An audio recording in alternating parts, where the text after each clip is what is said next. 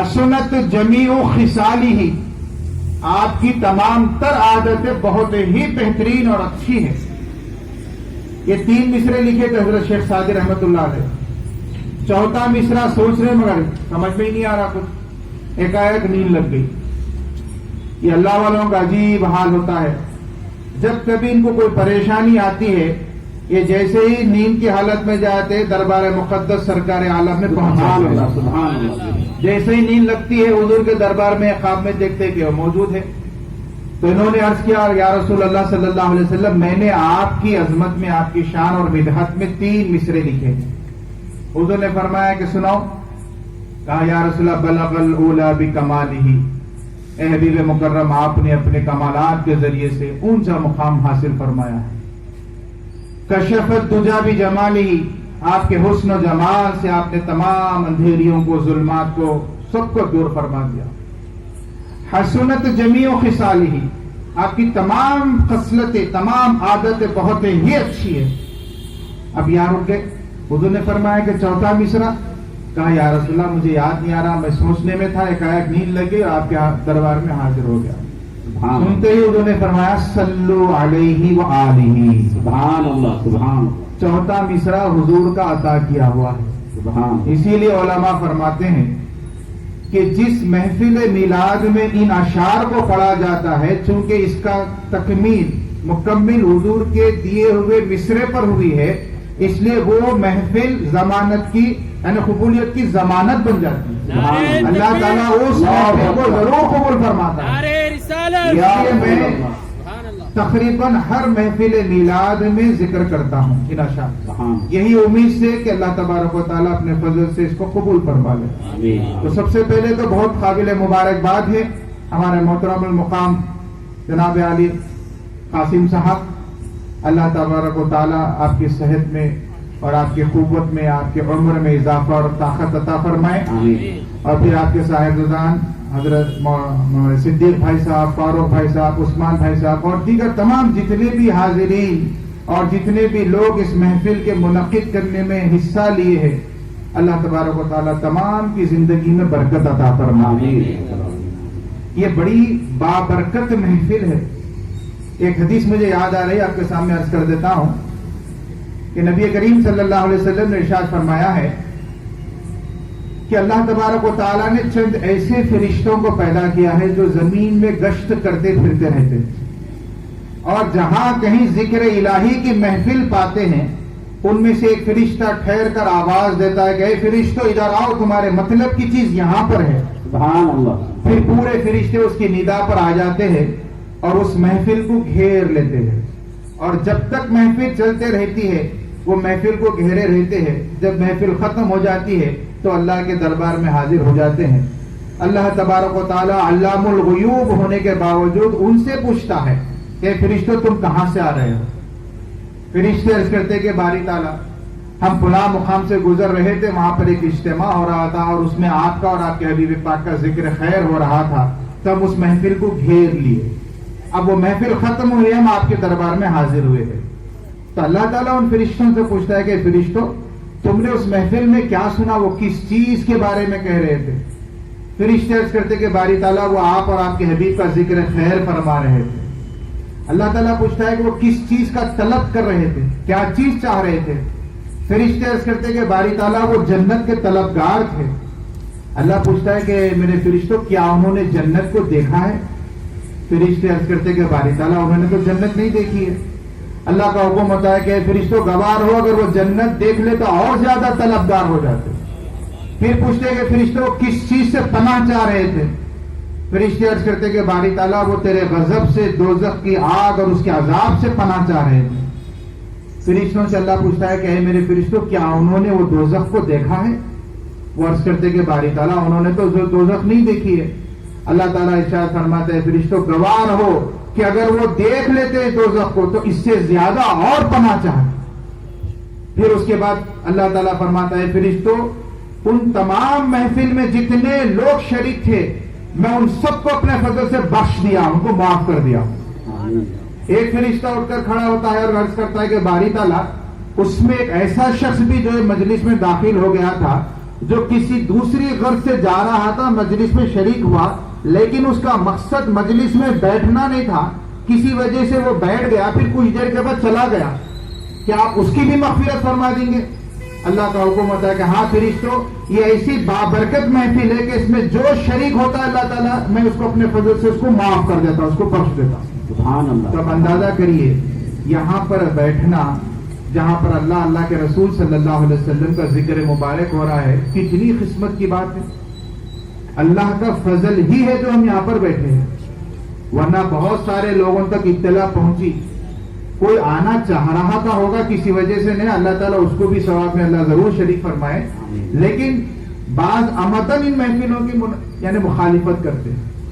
اب آج کل کا آپ دیکھ رہے ہیں نا, فیس بک کا واٹس ایپ کا دور چل رہا ہے, یہ لوگ سال کے 11 مہینے کہاں رہتے سمجھ میں نہیں آتا. جیسے ہی میلاد کا مہینہ قریب آتا, اب بلا تشبیہ کوئی برا نہ سمجھے, برساتی مینڈا کا برسات کے وقت بہت دور سکتے ادھر ادھر سے, پھر اس کے بعد کہاں چلے آتے نہیں مانو گے. اور ان کو تکلیف کس بات کی مجھے سمجھ میں نہیں آ رہا. کہاں لکھا ہے, اچھا تعجب کی بات ہے کہ نہیں لکھا ہے نہیں بولتے. آپ کبھی بھی غور کریے, کہاں لکھا ہے پوچھ رہے, مطلب ان کچھ نہیں معلوم, پریشانی میں ہمارے جا کے سوال کر رہے کہاں لکھا ہے. اب ہم پریشان, ہم سمجھ رہے بھائی نہیں ہے لکھا ہوا, انہیں پوچھ رہا ہے بیچارہ, اس کو کیا معلوم, انہیں ہمارے سے معلوم کرنے کے لیے کہاں لکھا ہے پوچھا. اور یہ کبھی آج تک میں نے کسی سے نہیں سنا. ابو بکر صدیق نے کہا مت مناؤ, فاروق اعظم نے کہا مت مناؤ, کہیں سے قیامت تک بھی نہیں لا سکتی یہ بات. یہی سوال ہے کہ کیا فاروق اعظم نے کیا, اب یہ کیا کہیں کو بولو نا کھول کے, فاروق اعظم نے نہیں کیا. ان کو ڈرے کہیں سے بھی کوئی حدیث آ جاتی کیا ہے, کیونکہ پڑھے نہیں اس واسطے جو کہاں لکھا ہے کیوں, یہ تمام باتیں ہیں. کچھ دن پہلے جو ہے واٹس ایپ فیس بک پہ اخبارات میں بھیجایا تھا, عباس نوازنے والے دعاؤں سے نوازے, کوسنے والے کوسوں سے نوازتے گئے. ارے اللہ کے بندو, سورہ یونس جو ابھی میں نے ابتدا آپ کے سامنے تلاوت کی ہے, کل 58ویں آیت ہے 58, اللہ کا یہ حکم ہو رہا ہے, قل اے حبیب آپ کہہ دیجئے بفضل اللہ و برحمتہ, اللہ کا فضل اور اس کی رحمت پر جو تم کو عطا کیا گیا ہے, فلیفرحوا, بس تم اس پر خوشی مناؤ, اور جو کچھ تم جمع کرتے ہو ان سب سے یہ بہتر ہے. اب آپ اندازہ کریے اس کی تفسیر حضرت عبداللہ ابن عباس رضی اللہ تعالی عنہما, جو سب سے پہلے صحابہ میں مفسر القرآن ہوئے ہیں, سبحان اللہ. وہ لکھ رہے ہیں اس کی تفسیر میں کہ اس میں رحمت سے مراد حضور کی ذات مقدسہ ہے. سبحان اللہ. سبحان قل اے حبیب آپ حکم فرما دیجیے, آپ کہہ دیجیے یہ بفضل اللہ, اللہ کا فضل. صحابہ نے پوچھا اس سے مراد کیا ہے, تو آپ نے فرمایا اس سے مراد قرآن پاک ہے. اللہ کا فضل اور اس کی رحمت, یعنی قرآن پاک اور صاحب قرآن, یہ دونوں کے عطا کرنے پر تم خوشی مناؤ. اس کے بعد پھر دلیل کی کیا ضرورت ہے, یہی سب سے بڑی دلیل ہے کہ اللہ کے رسول کے عطا ہونے پر اور قرآن کے نازل ہونے پر.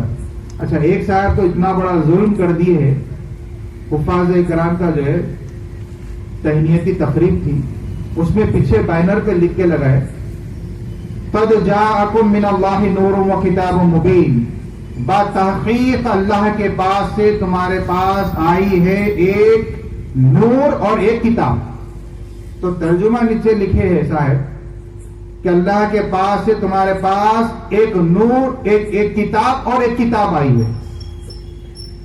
ترجمہ دیکھیں آپ, قد جاءکم من اللہ, آیا ہے تمہارے پاس اللہ کی طرف سے, نور و کتاب مبین. تو ترجمہ لکھ رہے کتاب اور کتاب.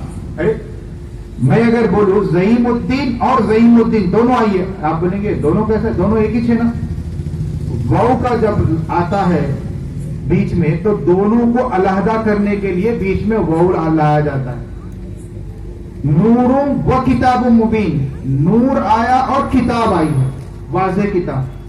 اب ہمارے سے مت پوچھئے, اس کے بارے میں حضرت عبداللہ ابن عباس رضی اللہ تعالیٰ عنہ فرماتے ہیں اس میں نور سے مراد حضور کی ذات مقدسہ ہے. سبحان اللہ سبحان اللہ بات تحقیق آیا ہے تمہارے پاس ایک نور. اور ایک خاص بات عرض کرتا ہوں میں, کسی نبی کے نازل ہونے پر یا مبعوث ہونے پر اللہ نے نور نہیں فرمایا, آدم علیہ السلام سے عیسیٰ علیہ السلام تک, اور ایک صرف فرمایا تو حضور کے لیے فرمایا ہے. پھر سرکار عالم صلی اللہ علیہ وسلم کا خود ارشاد مبارکہ ہے, انا من نور اللہ, میں اللہ کے نور سے ہوں.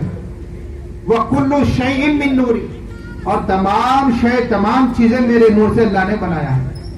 اول ما خلق اللہ نوری, یہ بھی حضور نے ارشاد فرمایا ہے کہ اللہ نے سب سے پہلے میرے نور کو پیدا فرمایا ہے.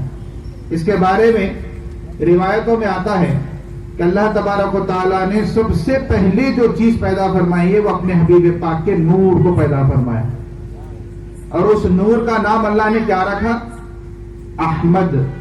سبحان اللہ. احمد کے معنی ہے بہت اللہ کی حمد کرنے والا. بس وہ نور مبارکہ, یعنی تفاسیر میں اور سیرت کی کتابوں میں لکھا ہے کہ براسا برس واللہ عالم بالصواب, اللہ ہی جانتا ہے کہ کتنا عرصہ ہوا. وہ اللہ کی تعریف حمد بیان کرتا گیا. اس کے بعد اس درجے پہ پہنچ گیا کہ اللہ نے اب اس نور سے فرمایا کہ انت محمد صلی اللہ علیہ علیہ وسلم, کہ اب تم محمد ہو. اب علماء فرماتے احمد اور محمد میں فرق کیا ہے؟ احمد اس کو کہتے ہیں جو اللہ کی کثرت سے حمد کرے, تعریف کرے, اور محمد اس کو کہتے ہیں جس کی خود اللہ تعریف فرمائے. سبحان اللہ سبحان اللہ. آپ اندازہ کریے کہ اللہ تبارک و تعالیٰ نے حضور نبی کریم صلی اللہ علیہ وسلم کا یہ اتنا پیارا نام فرمایا ہے. آپ کے دو اسم گرامی ہیں, احمد اور محمد. ہر نبی کا ایک نام ہے, ذاتی نام ایک, باقی صفتی ہے. حضرت موسیٰ نام ہے آپ کا, کلیم اللہ آپ کی صفت, آدم صفی اللہ علیہ السلام, نوح نجی اللہ, ابراہیم خلیل اللہ. نام ایک ہی ہے, باقی صفت. لیکن حضور کے اصلی نام اللہ نے دو ذاتی نام رکھے, احمد اور محمد.